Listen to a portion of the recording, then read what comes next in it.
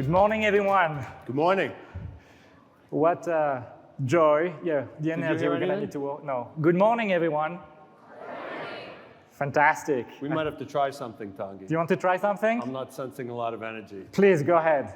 I want to see if innovators can improvise. And so this would be kind of Guinness Book of World Records. No group this size has ever recited the Liberty Mutual jingle all at the same time. Let's do it. Try it? Let's do it. All Go right. ahead. So on the count of three, liberty, liberty, liberty, liberty. You ready? Shout it out, because that was a terrible good morning. Count of three. 1, 2, 3. Liberty. Not bad, not bad. I think we can do better. Let's try one more time. One more time. On And the make count sure of you three. record it and you post it. 1, 2, 3. These guys Awesome. better be good innovators, because they can't sing. Yeah. Thank you for that. And I do think this is the largest assemblage of people who's ever done the Liberty Jingle. Fantastic. There Well, you go. congratulations Round for of the applause. world record. Nicole, thanks for the introduction. Bill, congratulations. 10 years ago, there was a vision of bringing together industry leaders, entrepreneurs, venture capitalists, and investors to try to bring some thinking into innovating this category that is so important to society. So 10 years is a major milestone. Congratulations. And when Nicole and Bill called me and said, you know, who could we have on stage that would really embody this notion of driving innovation in the category, having the legacy thinking of an industry that has been here forever, but the forward-looking views into what society needs, there was no better name than having you on stage, Tim. So big thank you for being with us today. Tim, you have been passionate about innovation for a long, long time. Not only passionate about innovation, but passionate about creating a culture of innovation with Liberty. Can you tell us why it was so important to you and what steps you have taken? Yeah, thanks, Tanguy. I think we have not been an innovative industry over time. I was telling Tanguy earlier, I kicked off our Innovation Challenge last week in Boston, where we have our 5 finalists come in and award the winner of our Innovation Challenge at the company. And that morning, I went on to ChatGPT and I said, what are the top 5 innovations in the history of the P&C industry? The first one was 150 years old, the birth of actuarial science. The second one was over 100 years old, standardization of the auto insurance policy. And so my point being, we have not been the most innovative industry. We need all of you. The best ideas aren't going to come from inside the walls of the insurance companies or of Liberty Mutual. We have to kind of open source the best ideas. And if you look at what's going on in the world and the changing nature of risk, whether it's climate change or now the birth of AI, not just AI to make us more efficient, but AI, how are we going to insure AI, right? Legal system abuse, the future of mobility, cyber risk, right? And so the world's changing fast, the world's moving fast, risk is increasing, there's never been more demand for our products and services than there is now because of that risk. And to keep up, to remain relevant, innovation isn't just a nice to have, it's existential. It's a must have as an organization. And it's really, really important. The things that you all are trying to do to help us to innovate are incredibly important because insurance is really important. Insurance is a social good. Insurance drives economies globally. People wouldn't drive their cars. Without insurance, they wouldn't buy homes, they wouldn't start businesses, they wouldn't invest in clean energy plants. Insurance is incredibly important. We're actually seeing that real time right now, which is all of the AI companies that, you know, everyone's sprinting to data centers. And so I think the AI companies sat back and said, okay, what do we need to build data centers to fuel our growth? You need capital, you need chips, you need energy, you need water supply. And then kind of at the last minute, seemingly, because there's a bit of a scurry at the moment, oh, we can't do any of this without insurance, right? And so all of a sudden, everyone's scurrying around trying to get insurance towers in place and determine what of this is even insurable. And so what we do matters to real people. At Liberty Mutual, we say we exist to help people embrace today and confidently pursue tomorrow. And if you think about that, that's what we do. Live your life, plan for the future, because you have the protection and backstop that Liberty Mutual and other property and casualty insurers provide, and that you all fuel. And technology is moving so fast that if we can innovate, if we can leverage the new technologies quickly, aimed at customer pain points, aimed at unmet needs of customers, needs that they have today and needs that we have conviction that they will have tomorrow, we can continue to fuel commerce, to fuel economies, to fuel and support business formation, capital investment, and people living their lives and buying homes and living their dreams. And so what you all do is really, really important to what we do. So thank you. Tim, thanks for starting with the social purpose of our industry. I think we are all proud of it. And there's never been a time, I think, in history where our society needs the insurance to innovate more. You mentioned over the last 20 years the rise of so many different sources of risk, geopolitics, technology, etc. Liberty is over 100 years old, mutual company. You talked about the purpose of Liberty. What steps have you taken along that journey to create the capabilities for Liberty to play its role in innovating in the category? Yeah, I would say that innovation has long been in the DNA of Liberty Mutual. We started as a workers' compensation company primarily, and we used to have a lab in Boston where we did research on workplace accidents, where we did sleep studies to see how workers behaved when they're retired. We, along with Cornell University, invented the seatbelt. We, Liberty Mutual, invented the safety stop button on the escalator, which I think our president recently learned about when he was taking an escalator. Today, we're a leader in parametrics, where we're using predictive weather conditions to actually trigger the insurance and get liquidity into the market quite quickly. So we've always viewed ourselves as an innovator in a slow to innovate, capital-intensive business. If you look at what we do today as Liberty Mutual, I would kind of maybe boil it down to 5 things. Innovation in a large 113-year-old company has to be both internal and external, right? We need to be in the flow of ideas, and that has to do with our presence here at ITC. But externally, we have Liberty Mutual Strategic Ventures, which is not in our investment group. It's in our business, close to our business. We're investing in emerging technologies and companies that are adding value to some part of the insurance value chain. So number 1 is our Liberty Mutual Strategic Ventures, and Russ McTuffin, some of his folks are here today for you to track down. Number 2 is actually then our asset side of the business. So an insurance company is, you've got your liabilities in your insurance business, and then you invest the surplus and the float on the asset side. LMI, Liberty Mutual Investments, has a venture capital group. They are seeing hundreds and hundreds and hundreds of companies a year or two, some of whom are adjacent to the insurance space. And so really taking a one Liberty Mutual approach and making sure that our liability side and asset side of our business are closely intertwined and collaborating. That would be number 2. Number 3 is partnerships. Partnerships with industry groups for sure, but we've got a 5 or 6 year old now partnership with MIT, where we are leveraging MIT's academic research in places like climate, places like the future of mobility, AI. And so we funded MIT with about $25 million five or so years ago to do research that isn't just research for research's sake, but is research that pointed to, again, unmet needs and pain points in the insurance industry and how we can improve as an industry. So those are the 3, say, kind of listening posts where we're out in the market, out in the flow of ideas, and then bringing them in and applying them. And as we make investments in Liberty Mutual Strategic Ventures into startup companies, we've got a strategic partnership group which then can help them commercialize that business, right? So we can provide for the right ideas and the right scalable innovations. We can bring distribution to bear to help those businesses to grow. Next would be Solaria Labs.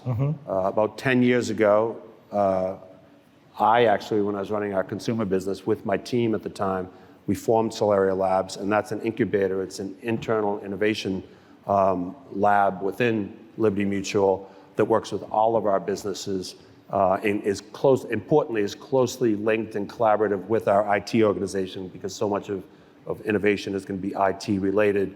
And Solaria Labs looks for relevant, scalable ideas that we can commercialize ultimately, again, to meet the needs of our customers. And that's been a long journey, because innovating inside a global Fortune 100, 113-year-old company is difficult. And there's this tension between how do you think new thoughts and how do you not be tied to the past and the legacy businesses, but how do you not get so far afield that it's not relevant to our customers? You have to focus on the demand. What will customers need, not on the supply. Just because there's a cool technology doesn't mean it's actually going to solve a customer problem. And so it's this notion of not kind of beach balls and foosball, which I like to say, even though I like to play foosball, so no offense to those that have those in their offices, but innovation is actually a process. It's structure, it's process, and most importantly, it's culture. And culture is the fifth piece. So it's tone at the top, it's allowing people to fail, but fail forward. It's harvesting learnings from things that don't go well. It's celebrating victories, and it's scaling good ideas to bring to our customers really quickly. And so it has to be a tone at the top. And how do we build that culture? I would say that the 3 E's of innovation culture building. The first is to expose everyone in the organization to innovation. And we do that through demo days. We do that through tours of our incubator, because as I like to say, the best ideas, the best, most innovative ideas aren't going to come from the CEO's office. If they do, we're in trouble, right? And some will come from the lab and from our partners in our Liberty Mutual Strategic Ventures, but a lot will come from the front lines that are dealing with customers every single day. And so how do we get them to have the innovation bug and to constantly be looking for ways to do things better and make the experience for the customer and the solutions for the customer better? So it's demo days, it's tours of our labs. So that's kind of the exposed piece. The next is to educate. We do innovation boot camps for folks. We do rotational programs from people from all parts of our company through the innovation lab for 3 months. And so they come in and they innovate with our innovators in a process, because it is, innovation is a process and not just kind of a brainstorm. Brainstorm is an important part of the process, but that's not all it is. But we have folks rotate through for 3 months, go back to their part of the business and bring that innovation methodology and bring that innovation mindset. And then the final piece is empower. So it's expose, educate, and then empower. And the empowerment comes through our innovation challenge that we do every year. And I talked about that just a minute ago.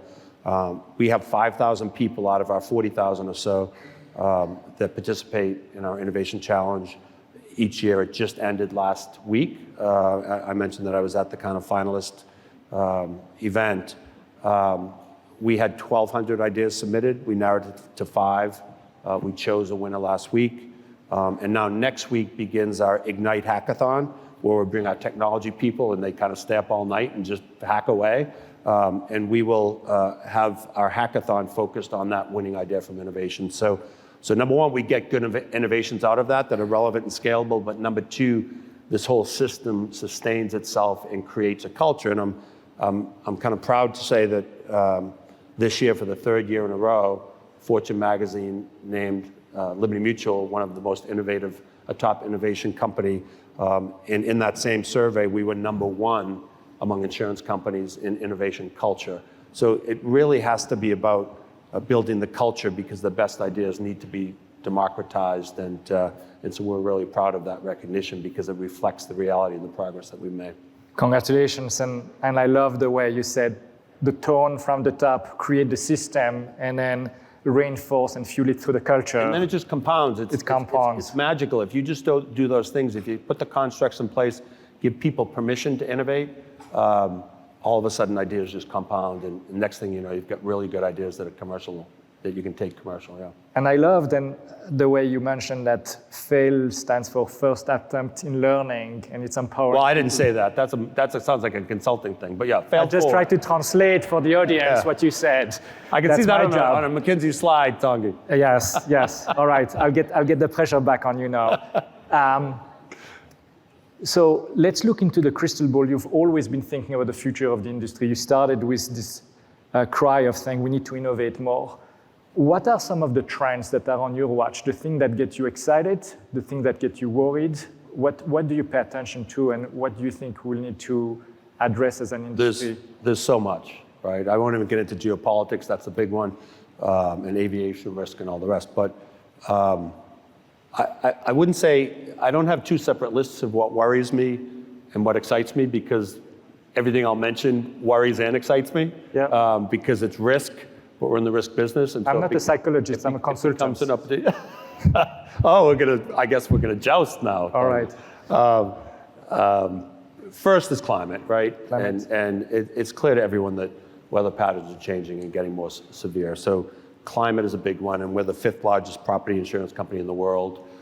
So climate and severe weather matters a lot to us, not just for our business, but for our customers and frankly for society, because it's going to be a big societal challenge. AI, not just the use of AI to make us more effective and efficient, but ensuring AI, right? I talked about data centers a few minutes ago. So AI is a big trend. So climate AI, legal system abuse. I can't be on a stage and not talk about legal system abuse, nuclear verdicts and all the rest. It's a tort tax. Every corporation in America and every consumer and household in America is paying for legal system abuse in their insurance premiums. We're going to hit our target returns. It gets passed on. We're trying to lobby and make other changes to address that. The future of mobility, roughly a third of Liberty Mutual's global revenue is either personal or commercial auto insurance. And so whether it's AVs or EVs or subscription services, where mobility is headed and how much and how soon it becomes maybe a product liability in the case of AV, is a big one for us. And then, of course, cyber. Cyber from a defensive perspective in terms of securing our customers' data from attack, but also we are a large and growing cyber insurer. So we're providing insurance to small, mid-sized, and large companies for cyber insurance. So those are probably the biggest things that both worry me and excite me. Yeah. Brilliant. But if you worry about the risk, you shouldn't be the CEO of a property and casualty. You have to be risk aware, but not risk averse, and you need to see these things, manage the downside risk, but really lean into the opportunities that the changing nature of risk creates. So let's lean into the opportunities. Beyond innovation, you also have deep interest in technology.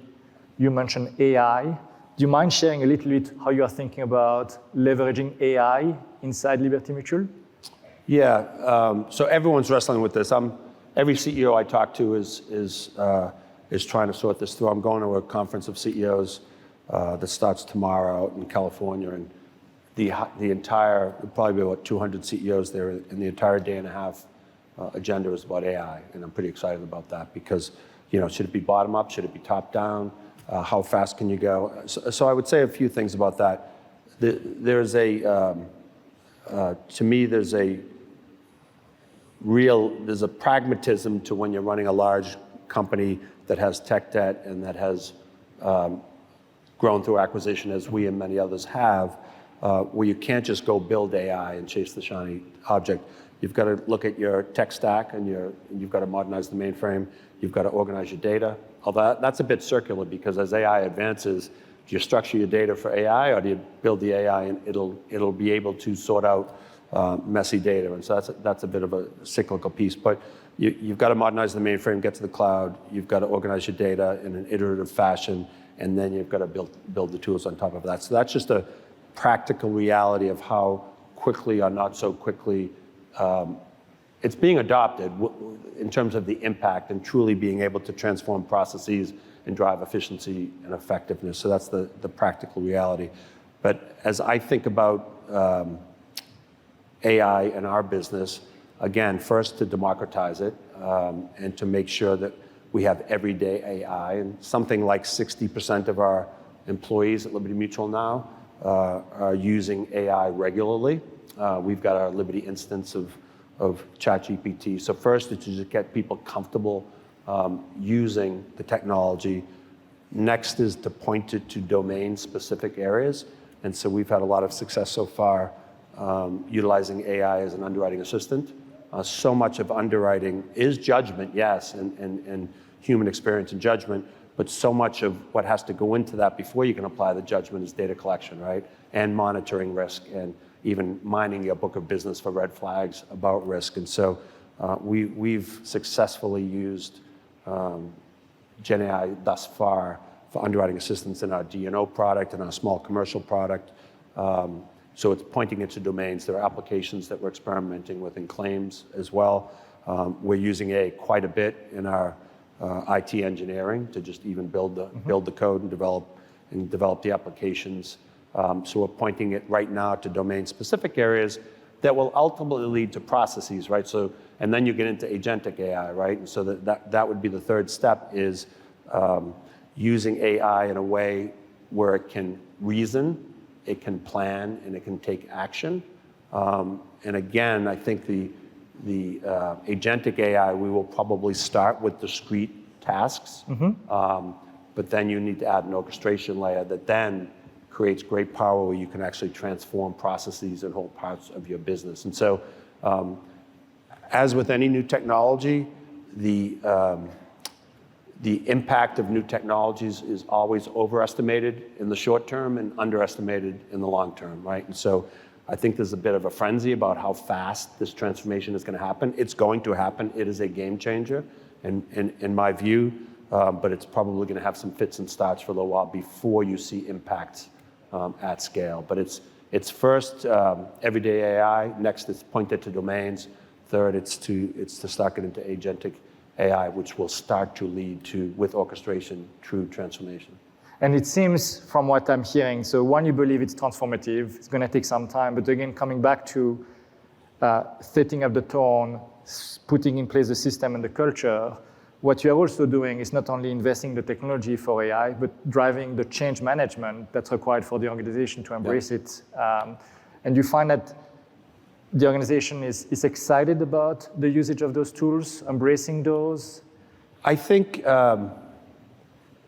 there's some excitement and there's some anxiety, to be honest, right? I think we're not seeing a lot of resistance to utilization of the tools, but we are seeing anxiety, because I think it's actually dishonest to. There was some HBS professor at some point that was quoted as saying, AI is not going to replace people. People with AI are going to replace people without AI. I'm not sure that's. It's intellectually interesting. I'm not sure that's how it works in the real world. And if we use AI to drive efficiencies, we will need fewer people to do the same tasks. Now, we can retrain people. There's going to be plenty of new work to do. You look at all of the new jobs that were created with the .com revolution back 25 years ago. So some tasks in current jobs will go away or be substantially modified. We will be more efficient, and then we can redeploy people and retrain people to hire them better. And so I think the reality is, over time, AI will have job impact across the economy. And so things like strategic workforce planning, if you're running a large organization, become increasingly important. Where are we headed? When are the technology impacts going to happen? How do we retrain and redeploy talent? How do we change the skills that we will need going forward? And so you really have to look at workforce planning in the same breath as the technology itself. So I would say excitement and anxiety. Yeah. Thank you. So Tim, we started by asking the audience to engage with us, breaking a world record. I'm not going to sing. No, but I will ask you to pay back to the audience, and that will be my last question. So many folks are here eager to learn and get your advice for what would it take for them as entrepreneurs to develop a partnership, create value, working with a large global multi-line insurer like Liberty Mutual. What would be the advice that you would have for our audience? Sure. I think I would say focus on demand, not supply. I can't even count the number of folks in my 32 years with Liberty Mutual that come into my conference room and show me some cool technology. And it's cool, but it's not necessarily going to solve a customer pain point or an unmet need in my business. And so what is the point solution or process solution or transformative capability of the innovation to meet the needs and create new solutions for new risks of my customers. So number one would be to focus on the demand side, not the supply side, and don't fall in love with solutions that don't necessarily have problems that they're going to solve. Number two, I would say we need you. I talked about open source of ideas.